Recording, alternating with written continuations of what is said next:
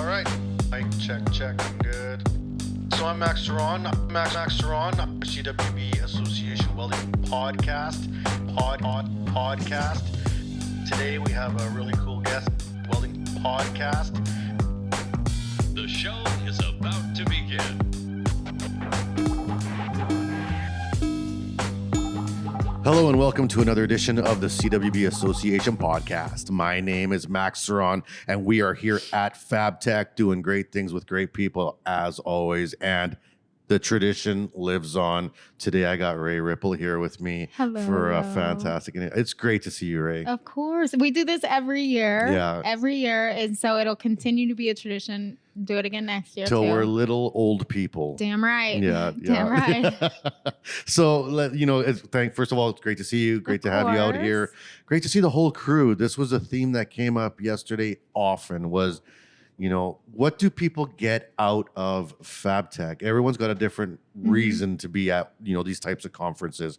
But for some of us business aside, there's a longing to reconnect with like-minded friends and individuals. And, I feel honored that you're one of those friends to me and the rest of the crew that we can't wait to see each other and talk and chat and catch up and do all that We're stuff. not friends. We're family. Aww. Yeah, we're not friends. We family. So, it's been a year, right? So it's been a year, and a lot of things can happen in a year. A lot. Right. And someone like Ray, who moss is never going to grow on that rolling stone. Hell no. So where do we start?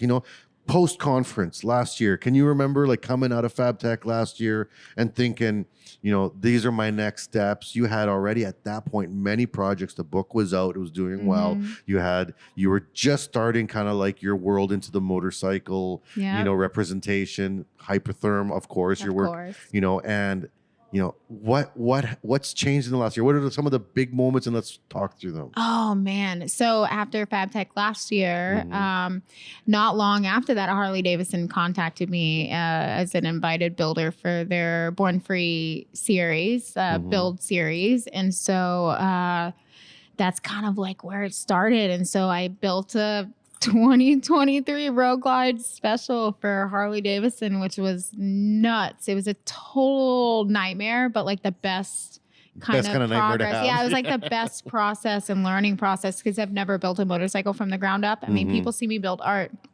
And I'm just an enthusiast that likes to stand on that thing, and do stupid stuff on it and just ride. And so it's crazy. I don't claim to be a builder by any means, but I definitely got that check mark, I think. Now, let's talk a little bit about your motorcycle life. For you just love riding. You love motorcycles. I love riding. I love motorcycles. And when did you get into that? When did that love affair start? Well, honestly, it kind of started by accident, kind of like everything that I do. Like I start doing something because, what I do is work now. And so I I kind of adventure out into something else. And never have any intentions of it being anything or coming out of anything. And so I bought a motorcycle because my kids are older now. And I never really got that reckless life, because I was always responsible and had to take care of kids and all of that kind of stuff. And they're older now. And so I was like, you know what? I want a Harley Davidson. And so I bought a bike. And then, of course, when you ride with jackasses, you ride like a jackass too. And so that's kind of where it came from. And this stunt riding, never had intentions on stunt riding whatsoever, but I would hang out with all these stunt riders and I would see them doing all these cool things. And I'm like, man, I want to do that too. I was always the one that was sitting off to the side, oh, she's just here with her little Sportster, and I wanted to do something cool. And so I just let go and started standing on it. And I imagine there was some biffs there. There must have been some wipeouts. Oh yeah, I crash all the time. Yeah. I crash all the time. And how did your bike feel about that? Oh, good crash protection. Good crash protection. I go through handlebars sometimes a lot, but other than that, it does pretty well. It holds up really well. Good. Now, as a motorcycle enthusiast, and getting into now this work with Harley, did you feel like this was the match you wanted? What if What if Yamaha would have called and been? No, I'm just kidding. I have dirt bikes. Yeah, but you know what I mean? Like, or was this like a yes moment for you at that? This was huge. Well, and I'd kind of done some stuff with Harley before. I speak for their students and like stuff like that. So I've visited their York operations plant. I mean, I've done stuff where they've sponsored me to be, at schools or colleges or whatever. But like, it was kind of like Harley's a lot like Hypertherm.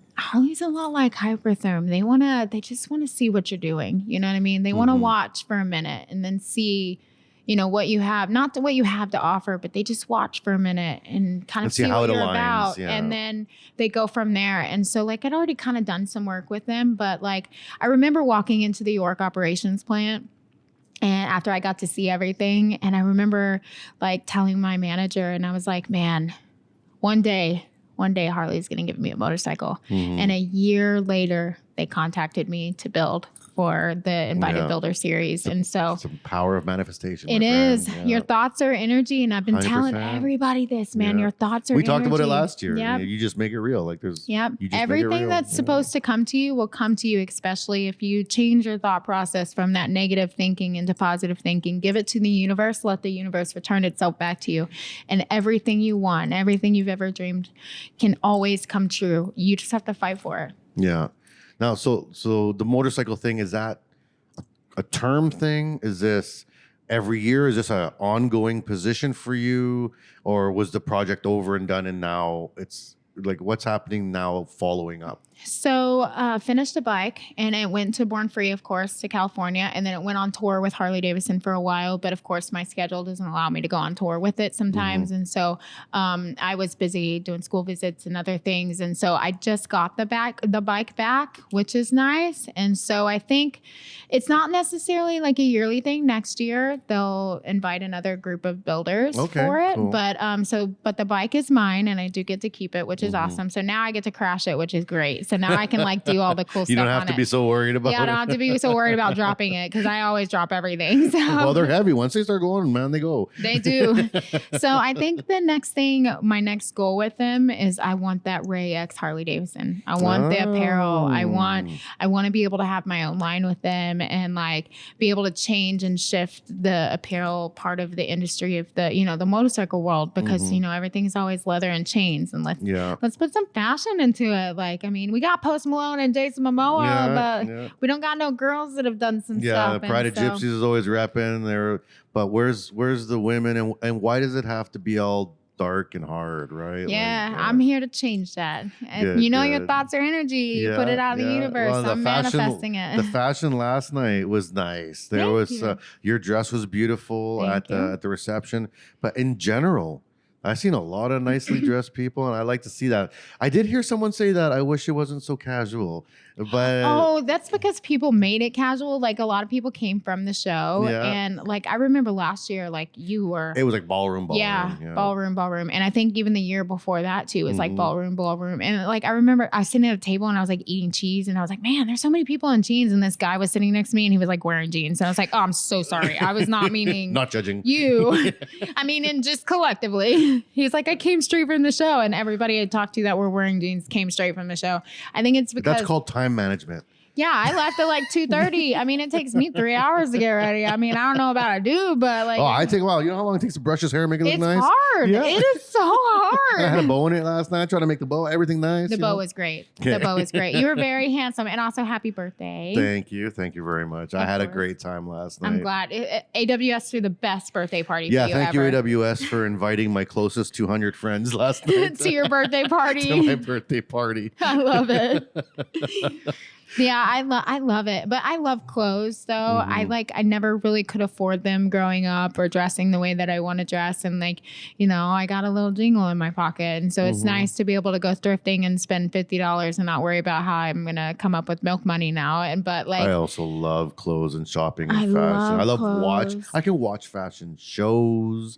I would love to attend like a New York Fashion Week or I'm on it. I want to be there for like the week and do the all the lead up stuff, and Oh, because it's not just a show that's on. Like there's so much that goes on during like Fashion Week in New York. Oh my God, I would. I'm gonna be there one day. One day you're gonna see me at the Met Gala too. You just wait. You gotta do more than just be there. You gotta tell me when you're gonna be there, so I can. You want to to be my date? I would 100% come out in that, and I will invest into some drip. We'll get you in some Versace.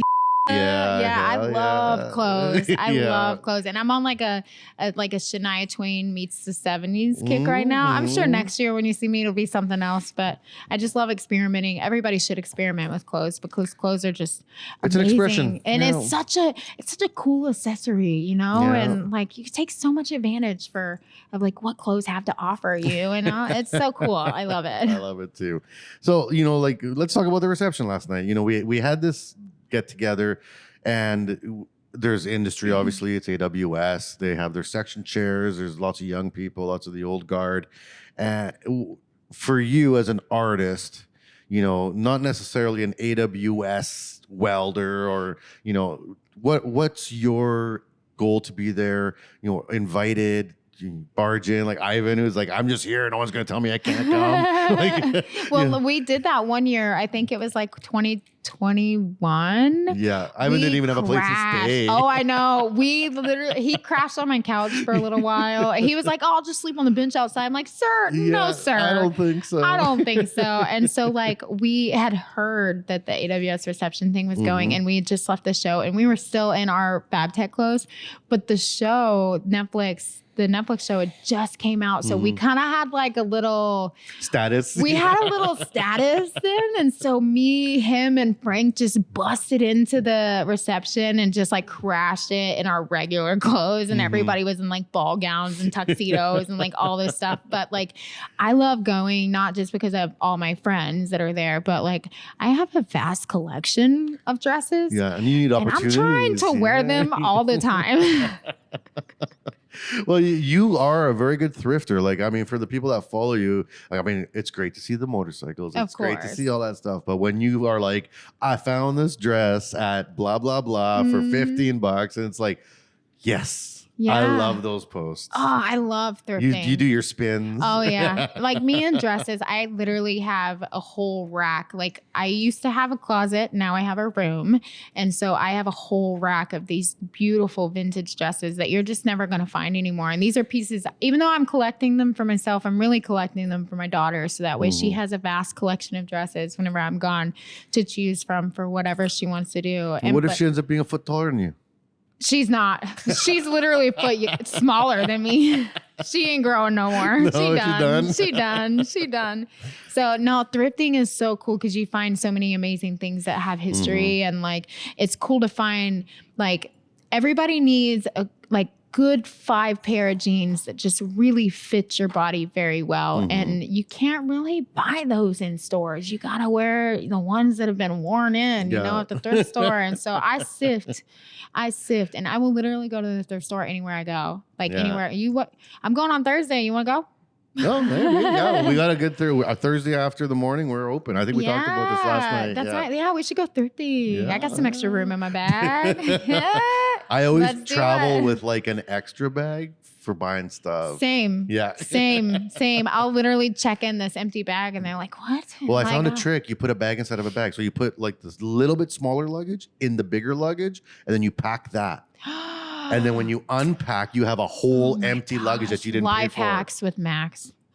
Yeah. Life hack. Well, she always laughs because I had 80 pounds of podcast gear, but I had 60 pounds of clothes. I had to pay over for my clothes. God, that's so funny. Oh my gosh, life hacks. Steve Madden Remember last year they lost your bags? Oh my God. Did you ever get those back? 3 months later. What? 3 months later, and I still have not gotten any compensation for it. WestJet, I'm still waiting. It's like WestJet, come on. It's like a year, I'm about to post bro. them on Instagram. Yeah, no, I slammed them on Twitter and everything, and I was like, and they were like, I got 215K. Let's do it, baby. I'm on it. We'll get you. Send in these forms. I did. Nothing. Nothing, of course. I know. Yeah, That's yeah. crazy. Yeah, I went to Frankenmuth last year, or like just this last weekend. That's where I came to get here. And my bags got lost. But I ended up getting them literally delivered to the hotel right Just in before time. You this left. event. No, right before Oh. the event. So otherwise I was going to have to wear my airport clothes. And like my airport clothes are not attractive. Well, do you remember when I showed up at the Hard Rock Cafe last year in Atlanta and I was wearing like track pants and a tank top? Oh my gosh. So cute. So cute. I'm like, this is what I went to the airport in. I love it. I love it. When people don't see me like in my normal life, I look like Very professional and da da da da da. Yeah. And then they're like just track pants. yeah, and like all tatted Wife right beater. to the top. Yeah, wife beater, tattoos, long hairs down. It's like this I is how love I it. look not at work. I love it. I love it. I'm here for it. So, you brought up your daughter, and I find, and this is an observation, in the last year, I feel like you have posted lots about your kids and your family and that connection that you've kind of have with them. Was that a conscious thing? Is it just your daughter getting older and getting more into social media herself? Or is this just like your kids and you just loving life and the growth as a family? Well, I always was really hesitant to post my kids, of course, Absolutely, because they yeah. were younger. Now they're older, and I mean, Chloe's 20 and Cash is 15. So it's a little different now that they're not little anymore. Yeah. And Cash is homeschooled, so he's with me every day, Yeah. So like I don't have that same danger I'm putting them in by posting them on social media. But like my kids and we've always been best friends. Yeah. We've been through some stuff together, and like it takes an army to do what I do, and we all have to support each other and sacrifice for each other. I can't do what I do without them, and I can't do what I do without their support at home. I can't do what I do, period, without them. And so I'm trying to give them a lot more love on Instagram now that they're older, and like, of course the world wants to see them too. And I mean, there's still moments where, I'm not scared. I will beat somebody up if they look at Chloe crosswise, crosswise or anything. But like they're older now. And so I get to experience other people get to love them too on social media, not just me. And so I don't have to be so selfish anymore and just like keep them all for Just myself. mine. Yeah. But my babies are my best friends. I mean, And they're good. They're doing good. Oh, they're doing 20 years old. What's amazing. she up to?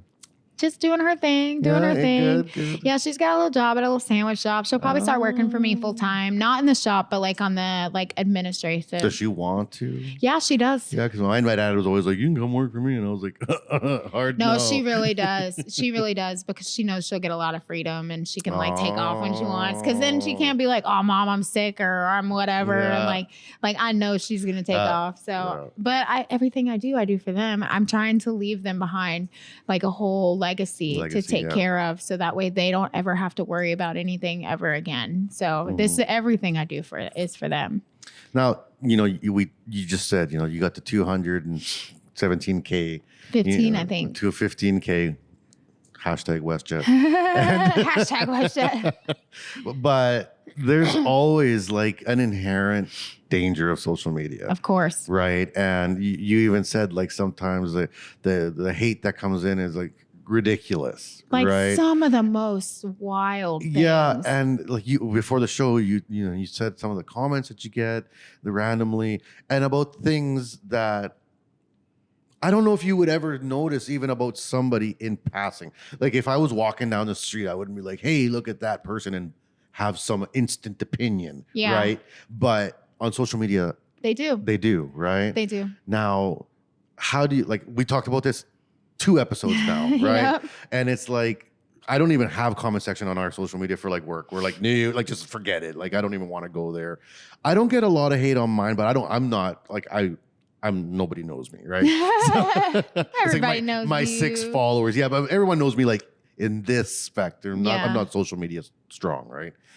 How do you not let that affect you? And then with your family, your motorcycles, the Harley, the Hypertherm, how do you keep it all separated? How do you keep that in its tracks, you know? Lots of therapy, I guess. Yeah. No, I'm a very big proponent of therapy. Yes, therapy is a key. And if Yeah. you can't afford therapy, like talk to somebody Yeah. because I mean, it really, really does help to like get things off your chest. I think I used to be so bothered by comments and like things all the time, but now I really learned that the hate keeps you on the algorithms, you know? So keep hating, keep talking, keep commenting. Like, Yeah, if you hate and you're watching. yeah, I mean, like that's the way. But obviously, I do a lot of controversial stuff. I mean, I like stand on my Harley, and like, of course, it's always all my girls. This is what I love about social media, though. It's like I'll be like doing some like Something wild silly. thing, Yeah, and yeah. like all the girls are like, "Yeah, queen, whatever." And there's always like one dude that's like road rash, blah blah blah blah blah. Where's your Sit helmet? down, Yeah. yeah, you should not be doing that. But you're just a woman, you know. And then they always get super offended after they've tried to offend me. I'm like, you know what? But you're just a Ken. And then for some reason, they get so upset. We know the over that. reason. We do, Yeah. but we do. But no, honestly, keep the hate coming. It keeps me on the algorithms. I mean, not everybody loves. I'm not a Kim Kardashian by any means, but look at these women that are some of the richest women in the world, and look how much hate they get. They get more hate than love on anything that they post, but they don't care. Is it affecting them? No. Is it great? Is it affecting me? No. It's just going to keep me on the algorithm. So keep posting, boys. I think that social media just puts it in front of you, but I don't feel like it's any different than real life. Like if you think about it, right?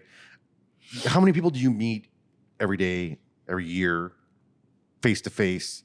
And how many of them are your friends 5 years later? Yeah. Oh, yeah. It's a very small group. So like the people that love you and you love back is small and will always be small. Yeah. Right?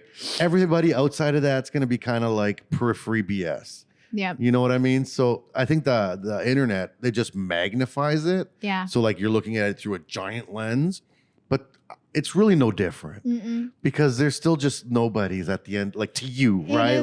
It isn't. That might have sounded harsh. Well, but yeah. like for instance, like my children's book, like I got an Amazon review and this guy was like, I bought your book. I realized it was trash. I was trying to give it to somebody as a gift and I just threw it away. And I was like, but you still bought it. You still bought it. So even though I get 2 cents off of it, you still bought it. Thanks for the 2 cents, literally, for sure. Yeah. But I mean, I didn't create that book for an adult. I created it for a child. I created it for a child that, you know, I really did put some thought and effort into exactly what they want, exactly what they need, exactly what they want to see and what they want to do with it. This is for them. I don't care if you don't like it. Yeah. They love it. And that's all that matters to me. So you still bought it. You can put whatever you want on it, whatever. Yeah, start the campfire with it. I don't care. Who cares? Yeah. Who cares? You still bought it. And Yeah. that's all that matters to me is that, I mean, even if you're a hater and you're still supporting, you know what I mean? Yeah. I mean, who was it that I was reading this interview with somebody and they were like, yeah, it was a celebrity. I feel like it was with Skims or something. What is my deal with the Kardashians right now? But That's all anyways, right. That's all right. I think it was like Skims and like they were talking about it and they were like, but you still bought it. You Yeah. still bought it. You can buy it to talk about it, but you still bought it. That's all Yeah. that matters. So, I mean, I'm used to it. I don't care. Yeah. And do you find any pressure from the companies or the organizations you work with in terms of their expectations of your social media? Like there's got to be a little bit of that. There's got to be a little bit of like, hey, can you do this or can you stay away from that? Like, No, honestly, I think everybody knows I'm pretty feral. And so why try? yeah, like I'm pretty set in my ways and I do things my way for a reason and it works. And so either you trust that or you don't. And if you don't, oh my gosh, speaking of that, I had this company. I've been looking for a crane. So if anybody has a crane that they want to send me, please let me know. You can email me. Like You can A-frame send or me A-frame or column? like a column, like I'm actually looking for a crane. So if you got one, like email, you can hit me up on Instagram. I'm really looking. It really not nothing Just like a like 5 times. yeah, and nothing like crazy. Crazy. Well, this company reached out to me on LinkedIn. I'm fixing to put them on blast. I'm not going to tell the company name, but I hope you are listening. So they reached out to me on LinkedIn and they were like, oh yeah, we'd love to send her a crane. Because these sculptures that I'm doing are getting bigger and bigger and bigger. You can't just be flipping them with a forklift or anything. That's dangerous. And I don't have employees. Yeah. It's just me. And so they were like, yeah, we'd love to sponsor this crane. And like, I got them all that down to all the measurements in my shop.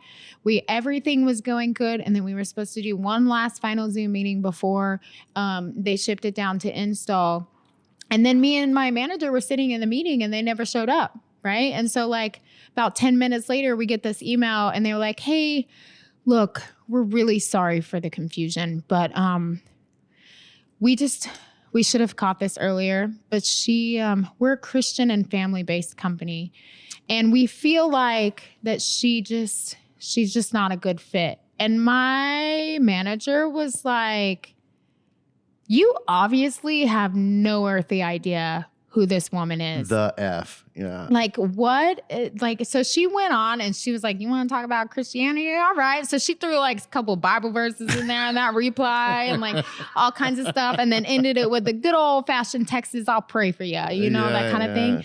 And like, I took offense to it, but also it coincided with a church I just spoke at. And everybody knows I may drop F-bombs, but like me and God are tight. Like me and the universe are tight, And we've been through some stuff together, I don't take that stuff lightly. And so I am very passionate about family. I'm very passionate about the kids. I'm very passionate about all of this stuff. I mean, honestly, I love the metalwork, but my heart is with the littles. My heart is with that kind of stuff. And it coincided with this church I went and spoke at. And like right after I was done, the preacher's wife came up and put her arm around me. She's like, now, I know we got a lot of slack for Ray being here today, blah, blah, blah, blah, blah. And I was like, why did you invite me to stand in front of your congregation if y'all didn't want me here? Yeah. And why would you say that now? You could have not said that. In front of everybody. Yeah. And so and then of course afterwards, like after all of that happened, her husband called me and was like, hey, you think you can give me like a shout out on Instagram? And I'm like, oh no. Hello? No, I don't think so. Yo. I don't think so. Not going to happen. That is some brass balls there. But like, I know I look different. I know I carry myself differently. I know all of these things, but like you can't, how judgmental are you by looking at the outside in and not really doing your research like at all? And I gotta say, Ray, like it's 2023. Maybe it's the bias in me. Maybe it's because I'm a feral, crazy person. But you don't look like a different person to me. You don't look like an outsider to me. You don't. That's because we're people, though. Right. None of those check boxes fly up for me when I look at you. And so when I hear you say that that's happening, I'm like, how? That's not the person I think would get that treatment. Well, I tell the truth. I tell the truth in everything I do. I tell the truth whenever I talk about my life and how hard it is and like what entailed and how the things that have happened and the real problems that are going on in the world. I talk about the truth and a lot of people don't want to hear the truth. Yeah. And so immediately that shuts people off because they're like, oh, well, you didn't think that was too much? Like, no, these kids need to hear this. How are they going to learn? Yeah. How are they going to know that this whole world is just a cold and harsh and they're going to just eat them up if you don't tell them the truth, And so it just, I mean, you either love me or hate me. I don't have no gray area. I don't care. No, that's the same with me. It's like, and this is the joke at my work. I would talk to my boss every week. It's like, you're either going to promote me or fire me. Yeah. And it's always like, and I'm okay with either. Yeah, because if it comes to the day that our goals don't align, then that's just the way our energies are going, and I'll be fine. I wake up every day ready to work, and I'm good. Same. Yeah, I think that's why. And plus the companies that I work with and the companies that I'm sponsored by, they know me. They know how hard I work. They know what I'm doing and what I'm about, and they feel that. And like the people that believe in you are the people that you need to keep around you, not the people that are like, oh, you're not Christian enough or whatever, like those kinds of things. What a weird thing to say. I know. I'm going to post that email on LinkedIn one day. You watch, it's coming. It's funny because I have like my personal Twitter or X now, and I blast people. I blast anyone like crosses me or like something. I blast people on Twitter. And I don't know how I missed this. Yeah, and my boss will be like, don't ever connect your personal Twitter to any of your professional accounts. I'm like, I won't. There's a reason it's over there, and this stuff's over here because I'll be like, anything like something's late. I'm like, oh, really? Blah, blah, blah. Like the city, like my water pressure sucks. Oh, y'all just wait till my biography comes out. I'm laying everything out. I'm curious. Laying it all. Is this a thing? Is this a thing? I do have my second book will be released next year. I'm still working on it. And it's actually a complete opposite book. So it's a poetry book. Okay. And the title is called The Intrusive Thoughts of an Influencer. And everybody knows I hate the word influencer because I don't feel like an influencer. Word, yeah.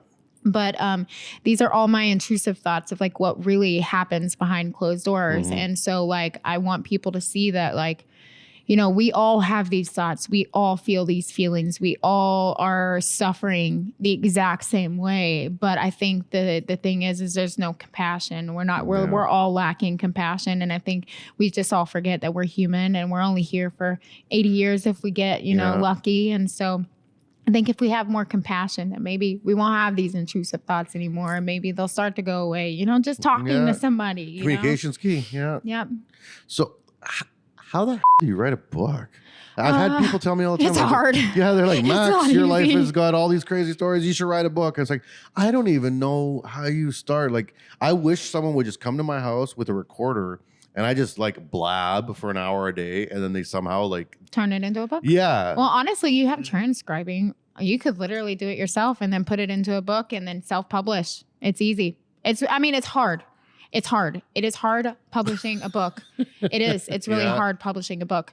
But you have transcriber.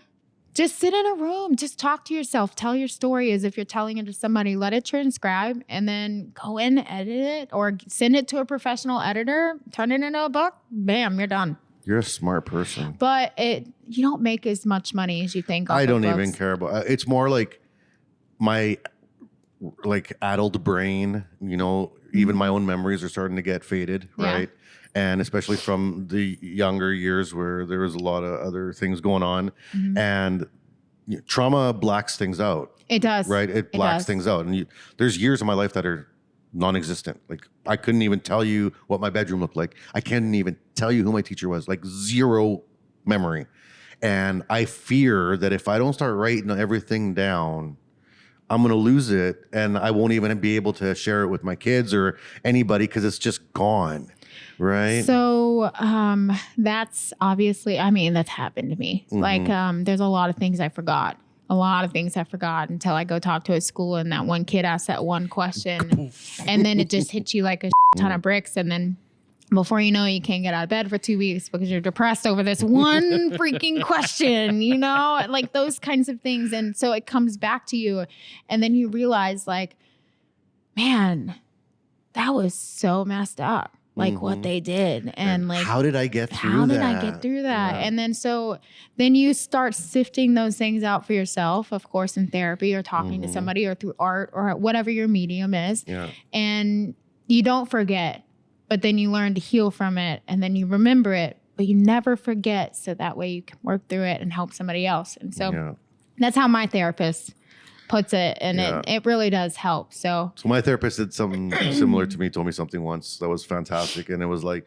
let things come out organically, because there was a point where I was like, let's dig. Like, I don't know how it works, but hypnotize me or do the thing, get in there, crack the box open, and let's just throw it all out on the table and let's figure it out. And he was like, hard no, bro. Like, hard no, because you're not ready to do that, and you're gonna put yourself back 100 steps because your body has a pace. It's like you cut your finger, you can yell at it all you want, it ain't healing any faster, right? It's got its own organic, natural pace of healing. Your brain is the same. I'll help you work through things as they come out, but don't force anything. No. And I was like, you're right. And and this is how he ended it. He's like, sometimes your body buries things that are meant to stay buried. And I was like, it's true. It's so true. It's so true. And too, like when you get into like a safe place, which is what we were talking about earlier for a topic we can't talk about on this podcast, but we will on the next one. So when you get to a safe place, it's weird what vomits out of you. Not in your mouth. Or when you're around someone you body. love, like that you really trust. Yeah, they bring it out of you. Yeah, that they bring it out of come you. out and you're like, oh, I Like, didn't you even don't know understand. I had that. Like it's so weird when you when you're full of trauma, you find ways to bury it and you forget. You do things to forget. And then when you're in a safe place and you're not doing things to forget anymore, it just kind of comes up, and it's your job to sift through that. So that way you're not a toxic person for the next person or anybody else around you. So that's very valid, because I was toxic. I remember being toxic. I can look back at years that I felt that I was toxic to people. Yeah. Oh yeah. Me I didn't too. feel good about it. Me too. Yeah. Me too. It's all a learning process. It's all a learning process. And as long as you're doing the work and you're healing and you're trying to be the best human you could possibly be, it doesn't matter. Yeah. It doesn't Because you are who matter. you are today, right? You are who you are today. There was a friend I didn't see for like 25 years, and they were like, "Oh, how's it going?" I'm like, "Good." And, how's everything? Everything's working out. It's like, yeah. They're like, "Wow, you really seem to have changed." I'm like, "Well, I hope so." Yeah.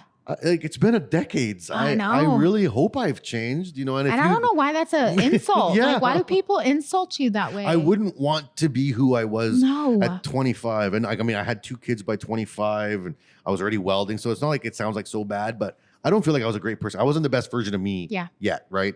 And I'm glad that I've evolved, because if I didn't, I feel like that would have been much worse. Oh, for sure. For sure. I think everybody has trauma too. And I think that what you do with it is your responsibility. I mean, you can't carry the responsibility of what people have done to you forever, but what you do with that is your responsibility. Blame is an empty emotion. Yeah. And so like it's your choice to be like, yeah, man, that was terrible. But it's your choice of what happens afterwards and what you do with it. Me, I choose to tell the world, even though it's so hard to go do this sometimes. And there's a lot of times where I don't want to go speak. I don't want to stand up there. I don't want to tell you the story because I'm so tired of living in the past that it just like sometimes, and then those things come up and then you have to suffer for 2 weeks because you're trying to figure it out. And like, there's so much that goes on in it, but I know like, we were chosen, each one of us was chosen for something greater. We just have to find it. And whether that's what the life was chosen for me, I'm going to use it for the best things I could use it for, to give to the world, to maybe they don't make the same mistakes I made or the same decisions I made, or maybe it might help somebody not do those things, or you know, there's a higher some type purpose of for mentorship everything. there. I mean, your thoughts are energy, and so whatever comes out of your mouth is also energy. You gotta control that. It's just your responsibility. I also need to control what comes out of my mouth. Nah. I mean, have you met me? Yes. I think it's why we get along so well. Exactly. Like, okay, so we talked about a few things. We've had our meandering path as usual. We always do that. Right? Yeah, and it's fantastic. But are you still doing stuff with Hypertherm? Like, I mean, this obviously is like a thing, but like, what are you doing with them? We talked about the Harley stuff. What's going on with the Hypertherm So stuff? Hypertherm, of course, was a big part in the Harley, of course, because I cut up the bike, and so got to use the Hypertherm to do that. Was that like, were they in on it too? Were they like, did Hypertherm and Harley talk to each other? No, it was all me. Okay. It was all me. Most of the time, so like Hypertherm goes with me everywhere, all over the country, because we have welding demos, blah, blah, blah, blah, blah. We weld all the time. But there's a certain craft that comes with plasma cutting that people forget, that what plasma cutters can do more than just cut material to weld it together, you know, that kind of thing. So I'll take the plasma cutter with me to all these different events and do live demos. Like I just came back from Frankenmuth and I did a live demo where I plasma cut a hood freehand, which was kind of funny because a lot of people, when I talk about, oh, I do this freehand, you don't draw nothing on? I'm like, no, don't draw anything on. It just kind of comes from, you know, music and just lots of childhood trauma, you know? And so like, I just the mind. go for it. I just go for it. And so like, there was a guy that was watching and he watched me do the whole thing. And he was like, man, I'm not going to lie. I really thought that you were lying when you said that you did this freehand. And I'm impressed. Like, you really just go for it. And I was like, there's no mistakes in art. You just go for it. Well, you got the vision of an artist, which I don't have. Like, if I even try to write my name on a piece of paper, I'll run out of space because I forget how much space I have. And when I see artists, they can see where everything is before they even get in there. Yeah. No, honestly, I think that I'm a firm believer that every single person is built with one skill when we're born, one skill and one skill only, and that's creativity. Everything else we have to learn in life. Now, there's things that happen that bring it out of you, but every single person is a creative in their own way. It's just a matter of what happens in your life to give it to you. Yeah, and I know I'm a creative person. I'm very creative, but it's the visual arts. It's not my bag, right? I do music, and you're creative. And I'm creative in business, which has gotten me very far. I don't approach business the same way as many of my peers, which has done very well for me because I am never stumped. I'm not a stumped person because I got 1,000 ideas. Like, that didn't work. I got more. So that's worked well for me. And I very much thank people that have noticed and given me opportunities. And that I like that creativeness. I love when I get to be creative. Like I do presentations at FabTech every year because people ask me to come out and just hear my thoughts. I'm not a technical presenter. I'm not out here being like, the flux core. And I do know that stuff. I taught metallurgy. People ask me to come to FabTech to speak about, how to develop a workforce. It's complete theory. But it's just from my personal experience of working in the business for so long. And I love that because they're just crazy things I came up with that I've implemented in companies and it works. Yep. It's like, what book did you get that from? Oh, I'm not really sure. I kind of just thought about it one night. Did it once. I was eating these hot dogs once and then all of a sudden I was like, I was sitting with a glizzy and a beer. Basically, I mean, there's no science to any of this. It's just literally get out and just doing it, failing 1,000 times and letting those failures redirect you into something different. And sometimes you have to take the 10 steps back to move 3 steps forward, but you're moving in a direction. It doesn't matter what direction you are moving in a direction. And that is a big deal and should not be taken lightly. So I agree. It doesn't matter where you're going. You're going to find your way somewhere, I think I said, I don't know if it was our podcast, but it was a saying I heard in philosophy a long time ago. When the destination is unknown, any road will take you there. 100%.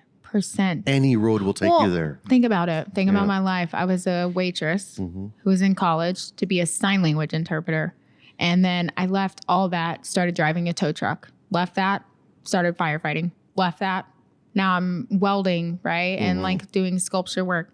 And within that, what are all these chapters that happen that I didn't grow up around motorcycles. I didn't grow up around any of this. You didn't make a list at 18 being like, these are the things I'm going to do. No, I just went for things that I was doing at the time or that I wanted to do at the time, and it turned into something else. But like I said, once again, your thoughts are energy. And so if you want something, you got to fight for it. Like if you want Harley Davidson, you got to fight for it. If you want hypertherm, you got to fight for it. If you want the sculpture work, you want whatever. I was just talking to a kid on the floor. He's like, man, I'm an artist and it's just the money. I don't have enough money to do this stuff. And I was like, that sounds like an excuse to me. Yeah, get up. Build. Yeah, fine. Like when I first started, I was doing this, I was finding free metal at scrap yards, the tow yard, everything. Just trying to just find something to dip my hands in. But you have to do the stuff you don't want to do to get to the stuff you want to do. A lot of people don't know that the city of Big Spring called me to weld caps on water mains. And everybody's like, oh, you're not a real welder. You just weld art, blah, blah, blah, blah. But well, that's not what downhole welding caps on the water mains in Big Spring, America is, whatever. So you have to do the stuff you don't want to do to get to the stuff that you want to do. It takes time. It takes patience. It takes blood. It takes sweat. It takes tears. It takes crying yourself to sleep. It takes failing. It takes not paying your bills. It takes moving 15,000 times. People forget there's a process to this madness, and they want it to happen overnight. It ain't a straight line. You gotta work it. I mean, I was selling sculptures on Facebook Marketplace, which was Trading Post at the time, for $10, $15, $20. I'll give you $10 to just take it because I'm tired of looking at it. You have to go through those chapters to get to the good stuff. You have to. Now, each project, the art, the motorcycles, the hypertherm, it's in the past, in the rearview mirror now, the Netflix, but there's more stuff coming. Oh yeah. Right. And all these things keep coming up, are you sacrificing time for art now, or do you feel you're giving the art enough time? Because you got a lot of things pushing in on it. Well, I have Because at some point it gets hard. It is. Yeah. I've got a very long waiting list, and I have amazing clients that are very patient with me because they know that I'm chasing all these other things too. So I wish I had more time sometimes to work at home and work on art, but also too, I work my ass off. I like when I'm done with this is work. When I'm done with this, I go home and I'm working in the shop every single day, all day long, even on the weekends, like trying to get sculptures done and get them out. And you know, at night, like I'm working in sculptures all day, and then I come inside and I make dinner, and then I'm working on a book. I'm working on my next thing. Like I never take time off. You'll see me on a Sunday, maybe riding a motorcycle every once in a while whenever I need some time for myself. But it takes a lot of work. It takes a lot of work, and people just want things handed to them. And this is not, it's not that type you of industry. want it, Yeah. you gotta go for it. You gotta stay up till 1 o'clock in the morning writing the book. You gotta stay up till, get up at 6 a.m. to go in the shop, even though it's 120 degrees outside by lunch, to force yourself to get this sculpture done. There's a lot of times that I want to quit and just go work at McDonald's, and I can't, because I was chosen for this life. Every single one of you listening were chosen for this life. Find that purpose, find what you love, and learn how to make money at it. And it's not going to be easy at first. You're going to make the $25, but that's $25 more than you had when you started. Yeah. So you have to fight for it. And if I can do it, damn, anybody can do it. And this is a fact. Well, I don't know if I 100%. would say that 100. No, I mean, I believe it. Look at how far my life has come. I mean, homeless teen mom, stripper, you name it. I've done it all. And if I can do it, I know anybody can do it, because you guys, a lot of these kids have better opportunities, or better parents, or better living environment, or whatever. But maybe it's not. Maybe it's not a better whatever. Yeah. You just got to get out there and do it. 2 feet in a heartbeat. Yep, that's it. Yeah. That's all you need. That's all you need. Now, with all that work, with all that drive, ambition, dream, all the synonyms I can think of, things start to wear down. Things get tired. And I've been through it. I go through it quite a bit. I try to be very good with my staff for like flex time off. I get it. There's time that you just have to sometimes take for yourself. Yeah.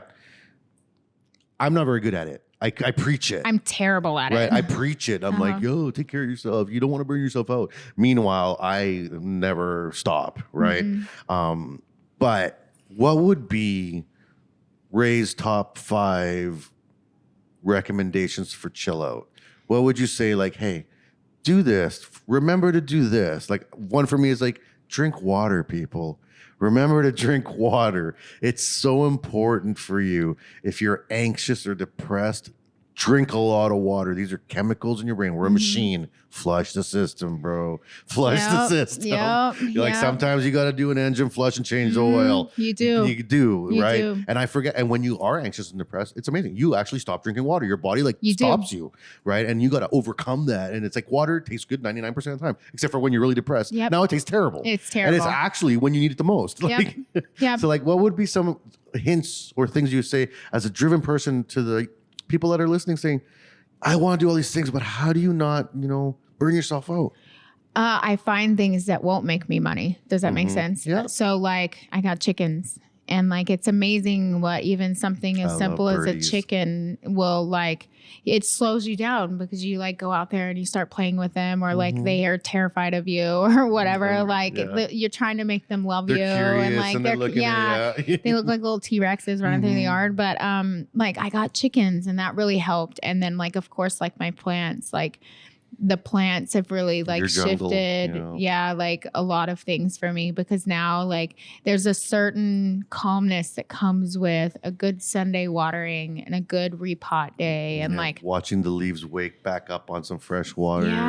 There's something so calming about that. And so drink your water, but go buy a house plant. I mean, because that house plant needs you to survive. We're all house plants, we really are. Like, we need a lot of love, tender sun and water and fertilizer and like, we need these things. And so I found that like, doing things that aren't going to lead to another career path has really helped. Mm-hmm.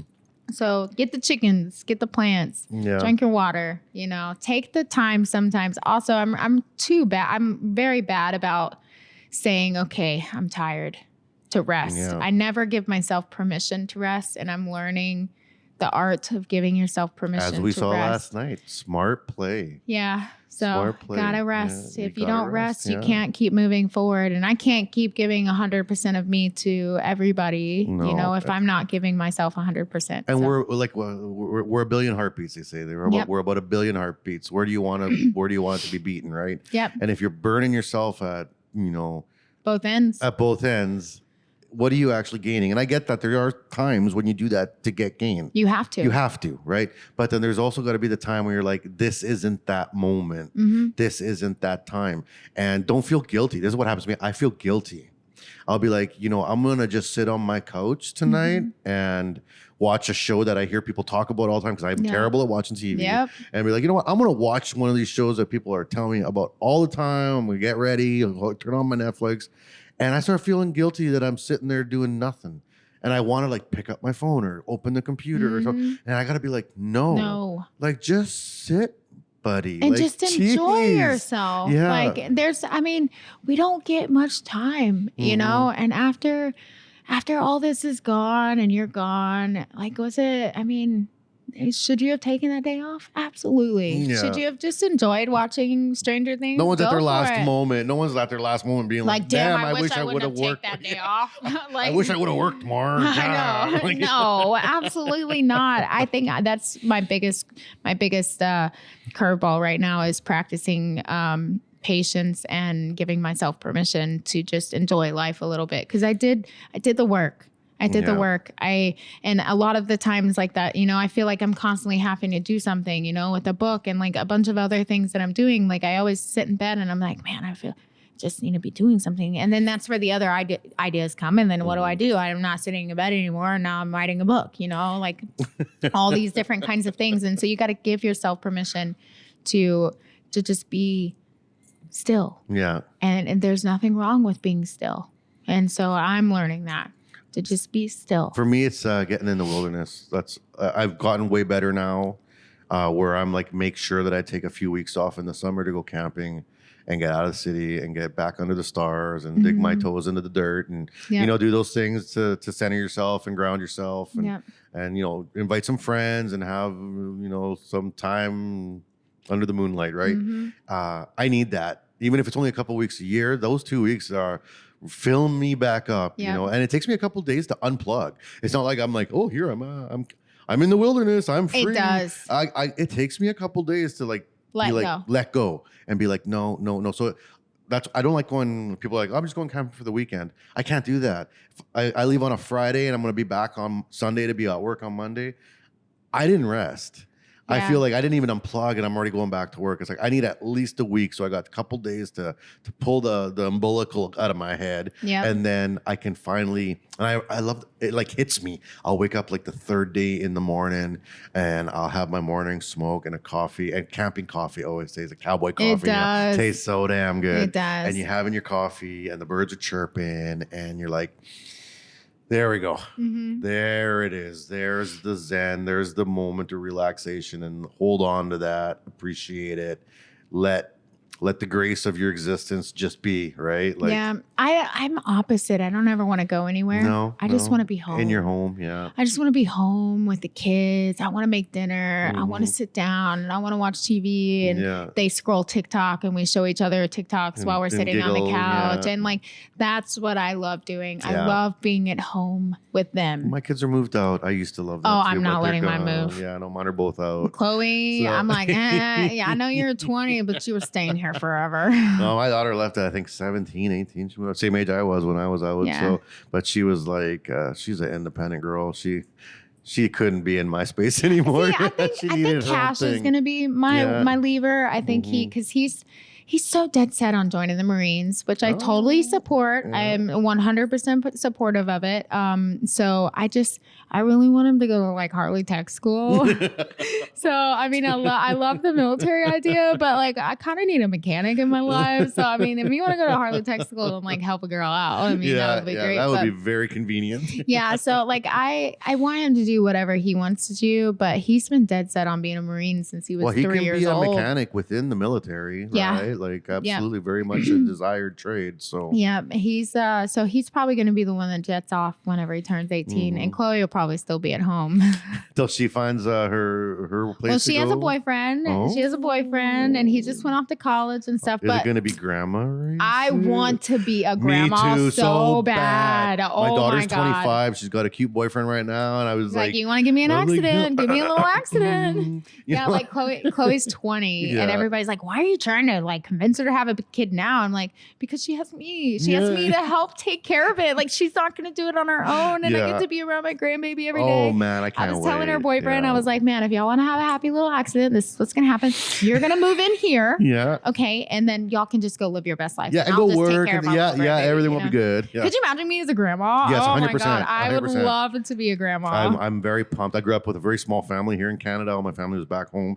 So for me, the thought of the family expanding and me having a baby, like another baby in the house. And I cannot wait for Christmas dinners like having grandkids running around. I never hated being a parent ever at any point. I never had issues with the diaper changing. I never had issues with any of it. Don't get me wrong. Every once in a while, I'm like, them kids. You know what I mean? For sure. And you're like, there's always like the moments. What am I doing? But still, I don't regret any thoroughly, of it. You know? I think the only thing I regret about being a parent is the fact that I feel like I didn't go about it the right way, which put us in a position where I was constantly working and I was constantly like surviving and I was constantly That's more of a situational thing. It is. Though, yeah. So now like I'm in such a safe place and the kids are in such a safe place that if something was to happen and I did get a happy little accident, like I get to just be happy about it. Yeah. With you and my little grandbaby. You know what I mean? Which we're going to, name Ray. No. Yeah. Well, we have a family name. A lot of people don't know this, which is kind of funny. That I do what I do and my middle name is what it is. And so like my middle name is Monet.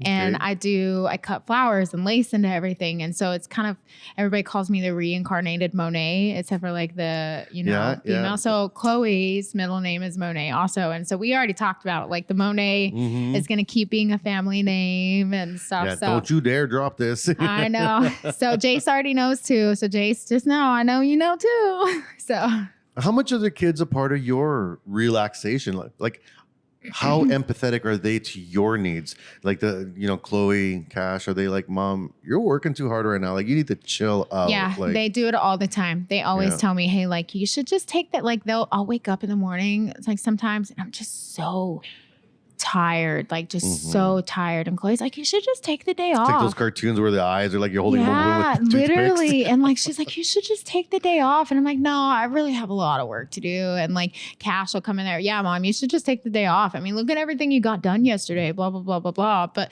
also like we have a very tight-knit relationship. And so like my relaxation with them, I just want to be at home with them. But Chloe is also like, she does my nails and like, things like that. So like all of the, we have so much time together. It makes it easy to just be like, okay, I'm gonna take the day off and just you gonna do my nails today? That sounds like a great excuse to take the day off. Then a little bit of lunch. Yeah, they're a part of everything. They're a part of everything. I mean, and Cash is now getting to the point where he's helping me a lot in the shop, whether he likes it or not.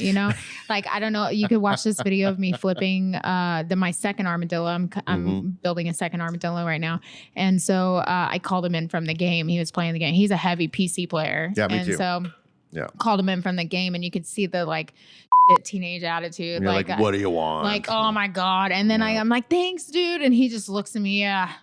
all right, I'm going back to the game, you know? Yeah. So, yeah. So, I mean, there's moments of, you know, that, but he's in the shop with me a lot and like he helps me a lot because I'm looking for an employee, I'm looking for an intern, but I'm not quite ready to offer that yet because I would love for them to be able to live on the property and like experience this. But I mean, it's really hard to find a good number two right now. And so, 100%. yeah, so I think it's coming. And once I get a good number two in there, that way I can pass the torch and you can have, you know, the number one spot. But also I don't gatekeep anything. Like you want to cut up a car, I will literally teach you. If you want to cut up a hood, I will literally teach you. I will teach you everything you want to know because I need like an army of people. Yeah. I want like an minions everywhere, you know? That's literally my plan too. Yeah. So, like, I mean, this is my first... the first minion. the first minion. And I tell her all the time, like, I mean, I'm not holding back anything I know. Like I'm going to give you every skill I got. If you want it. Like, I met this girl. I was coming back from an event and I had the truck. This was before I sold the truck. I had the truck on the trailer and I was pulling through. And it was kind of funny because I had to go number 2 at the gas station. And so like I pulled in the gas station and so like seriously had to do this. crab walk. Literally. And then this sweet soul comes around the corner and she was like, "Are you Ray?" I saw the truck. I made my mom turn around because I guess we passed each other whenever I was pulling into the gas station. And she was, "Oh my God, I'm just such a big fan, blah, blah, blah, blah, blah." And then she's like, "I want to show you something, but I don't want you to get mad at me." And I was like, "Why would I get mad at you?" And she was like, I cut up a hood. And I was like, "Oh my God, that's great. Let me see it." And like, she showed it to me. I was like, "Girl, keep cutting up hoods. Like keep cutting up stuff." And there's lots of hoods at the wreckers. Yeah. Lots of hoods at the wreckers. I don't understand why people are like, "Oh, they're copying you. They're copying you." I don't care. Copy me. If you need to copy me to like get to where you want to be with your craft, dude, I will teach you every pattern I have in my brain burned. Have at it. Yeah. Have at it, please. Because I'm not going to be able to do this You can't forever. copyright creativity. No. And I'm not going to be able to do this forever. Eventually one day, you know, I'm going to be like, I'm done. I'm going to McDonald's, you know? And like, it just, or I Taco want Bell. them. Yeah, definitely Taco Bell. Those Doritos Locos Tacos. But yeah, please keep cutting. Keep sending me your work. Please take my patterns. Try to make them your own. Do exactly what you want to do because, you know, I'm not going to be here, but I know eventually somebody's going to see that hood that you cut up and they're like, "Man, have you ever heard of Ray Ripple?" And they're like, "Yeah, that's where I got the idea from." I love that. I love that. And people, I don't know why people are so offended whenever, you know, somebody wants to just create like you. Like, I love it. I don't gatekeep anything. You want to know? Like, art is meant to be shared. Mm-hmm. Like, it's meant to be shared. Like, you know, the masters of art and sculpture over our history as humans, not one of them ever created a thing being, "I'm not showing anyone this thing." Oh, I know. Like, not one of them thought that. They No. they did it as an expression, right, of something. And they were sharing it. And of course, every other artist that looks at it will be inspired to learn from it or create or copy or mimic. And that's flattery. That's beautiful. Like, I know. I love it. I love it. Yeah. I'm obsessed with it. Keep cutting. Keep cutting. Keep copying. Keep doing it. I love it. I love seeing it. I love seeing the messages. I mean, I know I can't always respond, and I want everybody that's listening to this to know I can't always respond, but I do see it. I do see it. I see it. I see what you're doing. You're kicking ass. Keep doing it. Keep doing it. So we're getting low on time, which is sad. Yeah, see, Danielle start getting. That's all right. We got next year. Yeah, we got next year. And so a couple more questions just to wrap it up. In the next year, you know, if we don't see each other till FabTech 2024, whatever year we're in, what's coming up? Like, what are the things you can talk about? What's some of the adventures you got coming in the pipeline, either artistically, professionally, sponsorship wise? I do have obviously I got a lot of artwork that's coming up. So I got a lot of really cool sculptures that I don't even know how I'm going to do them, but we're going to do them. And then of course, like I'm trying to get some attention from Mattel so that way we can change some things there. And then of course with Harley Davidson, but I got a lot of big things, a lot of big things. So, I mean, just save your fork. Dessert's coming. Cool. I hope, is there anything I can do to help? Just being you. Just being you. These conversations, you know? Yeah. And of course, if I ever need anything, you know, I'll reach out. Good. And for the last question, because this might end up being a little bit of a talk. Mm-hmm. Okay. I'm ready. Ready? I'm ready. Barbie movie. Oh my God. You know what's so funny is after I watched that movie, See, I here knew it it was, comes. here it comes. Yeah. You know, 'Cause so for the record, love, obsessed. Obsessed with the movie. When I watched it, you would not believe how many messages I got of people that really wanted to know my opinion on the film, which was absurd. What else would it be? I know, like, which is absolutely absurd because it's self-explanatory, obviously, but that's why my nails are pink. You know what I mean? Because like Barbie, I never had a Barbie. I never got Barbies whenever I was growing up. Nothing. I would stand in front of, that pink Toy sign store, and I would just look at it and like think about, all the Barbies I wish I could have. And then of course, a lot of people don't know this either, but when I was a teenager, I worked at Toys R Us and I worked in the video game department. And so like every single day I would walk past this Barbie aisle and I would just stop and just imagine. I mean, I'm so obsessed with dresses. I mean, everybody knows this. It comes from somewhere. It comes from Barbie, And so like the relationship that I have with Barbie was something I never got to have. And like, I want it so bad now. So They even talk about that in the movie, like as an adult connecting with Barbie. It's crazy how we don't really realize how much Barbies affect us, especially as women, even now. Like it's cool. But one day I'm going to put it on this podcast because next year we're going to talk about it. But one day I'm going to have my own Barbie. Yeah. One day, Mattel, I'm coming for you. You're going to answer those emails one way or another. So, I mean, I'm coming for you. Yeah, I loved the layers of messaging. So, like, there was a message there for kids. There was a message there for women.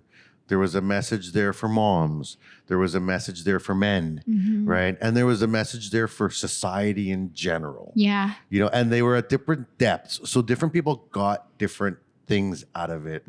And all of it was done so beautifully.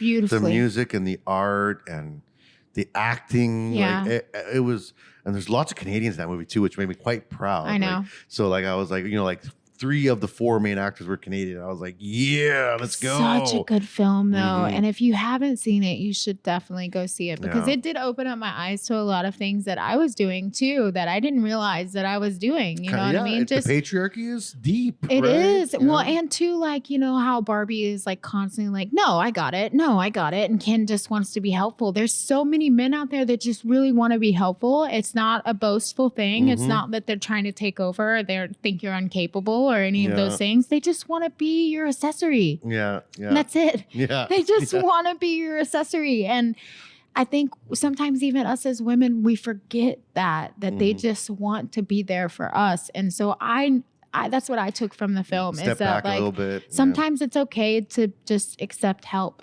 from a man or from anybody. You don't have to just fight this and do it all alone, and that's kind of like the biggest key for me was that it's okay to say, I need help. Or even if you don't need help, to just let them help you. You know what I mean? So. And I know that I can beach. Definitely. You can probably beach so hard. I can beach so hard. So hard. Are you over there playing the guitar too? And then everybody's just trading spots. That was my favorite part. It was hilarious. That was my favorite part. I watched an interview on why they chose that song because they were like, when they think of manhood, that's the song that they think of. It's such a bro song, right? It is such a bro song. Yeah. Such a bro song. Oh my gosh. Such a great film though. Very beautifully done. The color grading, very specific to the color grading. And so next year, whenever we talk about this, everybody will understand why I'm so just in love with the color grading of the film. But also like Company 3, shout out. But it's such a beautifully made film. And I think it broke the record for the highest grossing film in like history, I believe, is there was what it some was. records broken, yeah. And it was like up at the top for a long time and still rolling around. And I can't wait for it to come to TV, or like whatever streaming, so I can watch it a few more times. And I haven't watched it with my nieces, so I want them to come over and watch it with me. And they've already seen it, but I'll watch it again and again. Oh, and again for and again. sure. The whole family, we all went and watched it together. Yeah. So from that, how much of a correlation, and then like you said, shout out Mattel, so this meant something to you also in terms of your career. When you saw Barbie movie, you started connecting some dots there, right? Well, I've been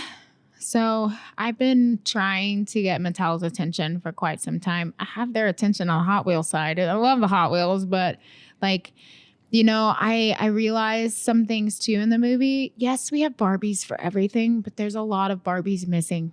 There's a lot of Barbies missing that we desperately And some got need. canceled, like Pregnant Barbie. Oh yeah, that one was weird. That one was weird. But there is still so many Barbies that haven't been made yet that we need right now in this time, where it's what a time to be alive, to be a woman. I mean, like FabTech 2019, I was like one of maybe 3 women on the floor that weren't working for a company that was just here, and now we have women everywhere. Yeah. Now there's a line at the women's restroom. There used to not be one. You know what I mean? Like things like that. Like it's amazing to see how far we have come in the industry. And so we're still lacking some of those Barbies that we need in the industry for Where's these Welder little girls. Barbie? Mattel, I'm working on it. I'm Welder working on it. Barbie. If they'll answer my damn emails, With come little on. sticker tattoos that you can put on. Hey, I'm working on it. I'm working on it.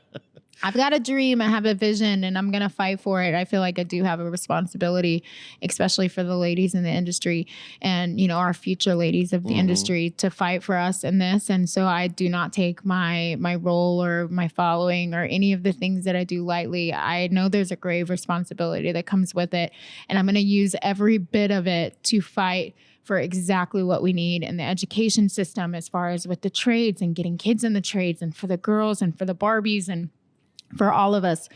I am, and that's a promise. I'll never stop until we have it.